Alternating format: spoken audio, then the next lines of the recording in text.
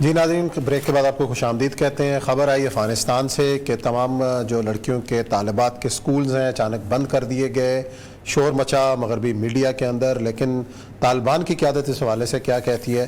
اور یہ سب اچانک خبر آتی ہے، بی بی سی اور باقی جتنے بھی ادارے ہیں اس حوالے سے بڑا شور مچا، لیکن وجہ کیا تھی کہ کیوں یہ سکول بند ہوئے؟ تعطیلات کے بعد آئے اور ان کو کہا گیا کہ کل سے نہیں آنا۔ واٹ از دی دیکھیں، دو تین چیزیں۔ ایک تو یہ ہے کہ وہ بہت زیادہ حد تک اس بات میں لگے ہوئے تھے کہ کسی نہ کسی طرح سے اسکولوں کو سیگریگیٹ کر دیا جائے۔ اچھا، وہ پہلے بھی انہوں نے کیا تھا۔ انہوں نے صرف جاری سیشن جو ہے اس تک انہوں نے کہا الاؤ کیا۔ آپ اگر کبھی ان کی ویڈیوز پہ چلے جائیں تو انہوں نے بہت زیادہ آپ دیکھا ہوگا کانوکیشنز ہوئی ہیں، اور پچھلے دنوں ہوا تصویریں آئی ہیں، باقاعدہ خواتین موجود تھیں اس کے اندر اور باقاعدہ سب کچھ تھا۔ اب 12ویں تک انہوں نے سارا کچھ بلٹ اپ کیا تھا۔ اب انہوں نے یہ کہا ہے کہ نہیں، جب تک ہم ان بچوں کو سیگریگیٹ نہیں کریں گے، اچھا، یعنی لڑکیوں کے سکول علیحدہ اور لڑکوں کے علیحدہ، لڑکیوں کے کالج علیحدہ، لڑکیوں کے، ورنہ وہ کہتے ہیں ہمارے آنے کا فائدہ کوئی نہیں۔ اگر ہم نے 20 سال جنگ لڑی اس بات پہ تھی کہ ویسا ہی نظام رہے گا جیسا امریکنز کا تھا، تو ہمیں کوئی فائدہ نہیں۔ اچھا، اور اس نظام کو لے کے اور جس آئیڈیالوجی کے تحت وہ آئے، کیا طالبان کے اندر بھی مختلف آراء پائی جا رہی ہیں آج کل کہ جس نظریے کے تحت ہم آئے وہ کر نہیں پا رہے؟ ایک ہارڈ کور، ایک لبرل قسم کے جو طالبان ہیں، کہ آپس میں کوئی رفٹ نہیں ہے؟ نہیں، ایسی اطلاعات تو آ رہی ہیں کہ آپس میں کوئی طالبان کے اندر کمانڈ چینج ہو رہی ہے۔ آج ان کا قندھار میں سنا ہے، بی بی سی کی رپورٹ ہے کہ قندھار میں بہت بڑا اجلاس ہو رہا ہے۔ طالبان کے اندر پہلی بات آپ دیکھیں، طالبان کے اندر کوئی رفٹ نہیں ہے۔ طالبان کے اندر سب سے بڑا مسئلہ یہ ہے کہ وہ 20 سال کے بعد شہروں میں آئے ہیں۔ 20 سال کے بعد ان کے سامنے دنیا بالکل بدلی ہوئی تھی۔ ان کا ایک چھوٹا سا گروہ تھا جو کہ مذاکرات کے لیول پولیٹیکل گروہ تھا، جو کہ قطر میں آتا تھا یا باقی جگہ پہ، وہ بھی کچھ ساتھ، لیکن آج وہ منظر سے غائب ہے وہ گروہ جو مذاکرات کر رہا تھا۔ نہیں، سارے ہیں وہ سارے موجود۔ آپ سے کس نے کہا صحیح صاحب کہاں ہیں؟ ان کا کوئی فرنٹ پہ نہیں نظر آ رہا۔ نہیں، اپنے سارے کے سارے وہ کام کر رہے ہیں۔ آپ مطلب یہ ہے کہ آپ کا پریس میڈیا نہیں بات کرتا۔ اب آپ ان کے کبھی دیکھیں نا، جو ان کی مطلب کل انہوں نے ایک خاتون کی ویڈیو جاری کی تھی، ڈاکٹر نعیم نے اپنے ٹویٹر اکاؤنٹ کے اندر، وہ کہہ رہی تھی کہ مجھے بہت گھبراہٹ تھی، وہ دکاندار ہے وہاں پر، کہ جب طالبان کیا کریں گے، لیکن آج میں ایک دکان چلا رہی ہوں کابل شہر کے اندر۔ کابل اور جلال آباد میں انہوں نے تمام ریڑیاں ختم کر کے ان کو کھوکھے بنائے ہیں، اور ٹریفک جو ہے مکمل طور پر ٹھیک ہو گئی، ٹیکسیشن کا باقی سارا کچھ، ہرات کے اندر باقی جگہوں پہ۔ مطلب آپ سوچیں کہ وہ اپنا کام وہ کر، مغربی میڈیا کما رہا ہے۔ مغربی میڈیا تو کہا تھا کہ 1-1.5 لاکھ بچہ مر جائے گا اب تک تھوڑے دنوں میں۔ آج 5واں دن ہو، 5واں مہینہ ہو گیا، کوئی بچہ نہیں مرا۔ تو اصل مسئلہ یہ ہے کہ مغرب کو تکلیف صرف یہ ہے کہ آپ، یعنی وہ افریقہ میں ساری دنیا ان پڑھ رہ جائے، ان کو کوئی پرواہ نہیں، پورا 20 ملک فاقے سے مر جائیں، وہ اپنا سونا ایکسپٹ کرتے ہیں، چلے جاتے ہیں۔ یہ لڑکا لڑکی علیحدہ کریں تو چیخنے لگ جاتے ہیں۔ مطلب مجھے کوئی ایک چیز بتائے، کوئی ایک اصول بتائے۔ آکسفورڈ میں 1924 میں بنی ہے نا، اس سے پہلے بنی 1924 میں عورتوں کو داخلہ ہوا ہے، اس کے لیے گرلز کالج علیحدہ تھا، آکسفورڈ گرلز کالج، آج بھی علیحدہ۔ آپ نے دیکھا آکسفورڈ کی تصویر ہوتی ہے برج والی، صحیح، وہ ایک طرف لڑکیاں، وہ برج بعد میں بنا ہے، ایک طرف لڑکیوں کا کالج تھا اور ایک طرف یہ بے نظیر لڑکیوں کا کالج پڑھتی رہی، سیگریگیٹڈ کالج تھا، اس کو کوئی نہیں کہتا۔ دنیا پوری میں ہے یہ، لاہور میں چلے بڑے بڑے سکول جو ہیں، انہوں نے مارکیٹنگ کے لیے کہ لوگ بچیاں نہیں بھیجنا چاہتے، اپنے علیحدہ گرلز کیمپس بنائے کہ نہیں، گرامر سکول نے بنایا کہ نہیں، بیکن ہاؤس نے بنایا کہ نہیں، سٹی سکول نے بنایا کہ نہیں؟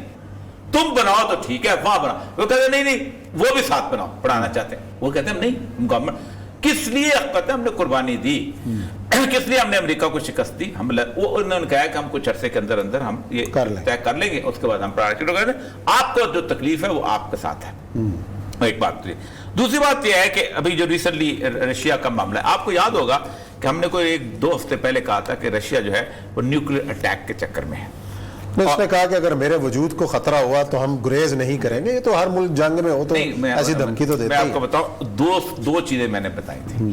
ایک تو یہ ہے کہ اس نے کہا ہے کہ میں برطانیہ کو نہیں چھوڑوں گا، اور یہ ان کی پولٹ بیورو کے اندر انہوں نے باقاعدہ ڈسکس کیا ہے کہ اصل بدماش جو ہے، اصل شرارتی جو ہے وہ برطانیہ ہے۔ اچھا، کل برطانیہ میں ایک بہت، میں چاہتا ہوں کہ برطانیہ کے اوپر ہم ڈسکس کریں، اس کے ایک मेंबर ने तकरीर की है और वो हाउस उसके अंदर तक बड़ी खूबसूरत तकरीर है।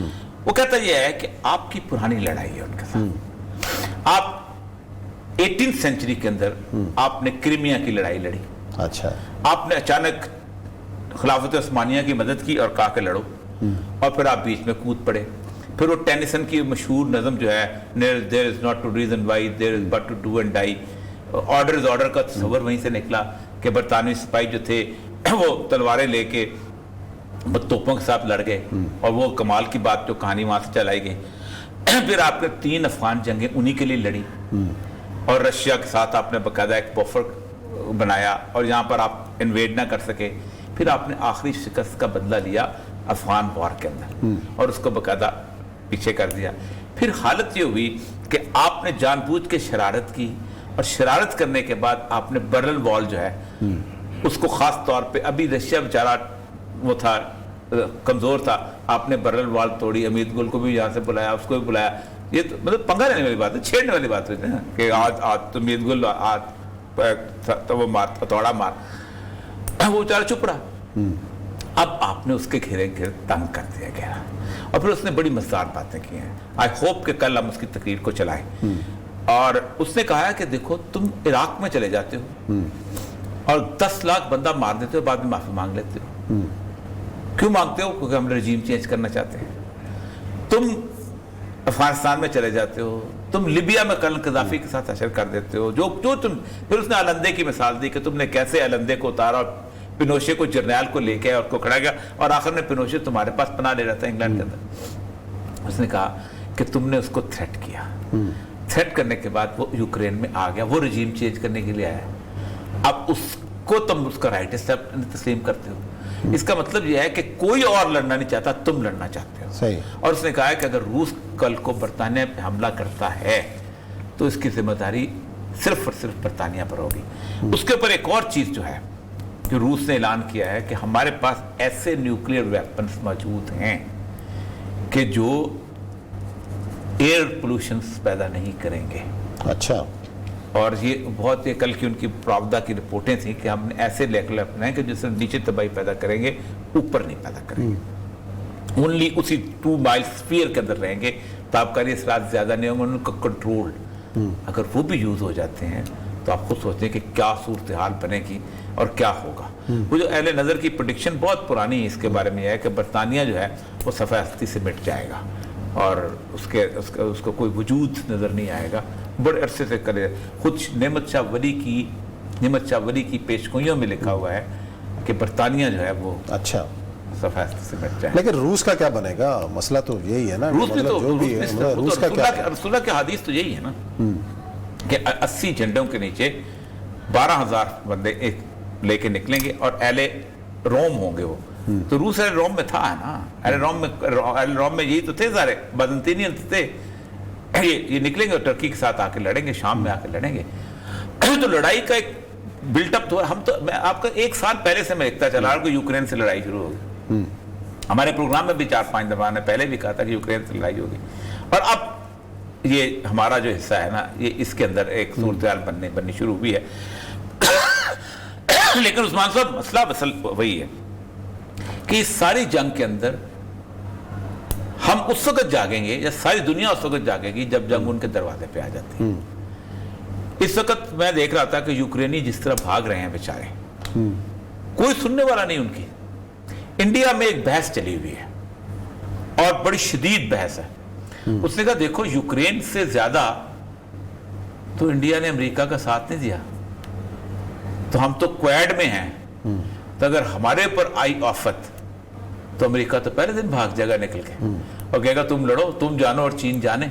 ये बहुत शदीद बहस है। एक उनका बहुत बड़ा जर्नल है, फोर्स मैगजीन, वो चलाता है, और भी वो कहते हैं कि इंडिया को, इसीलिए उन्होंने, आपको पता है कि रूस का साथ, ना अमेरिका का साथ दिया ना रूस का साथ दिया यूक्रेन वॉर का, कि उनको अपना अंजाम नजर आ रहा है कि अमेरिका असल में उस्मान साहब इस वक्त है गिरती हुई कुव्वत, चीन है उभरती हुई कुव्वत।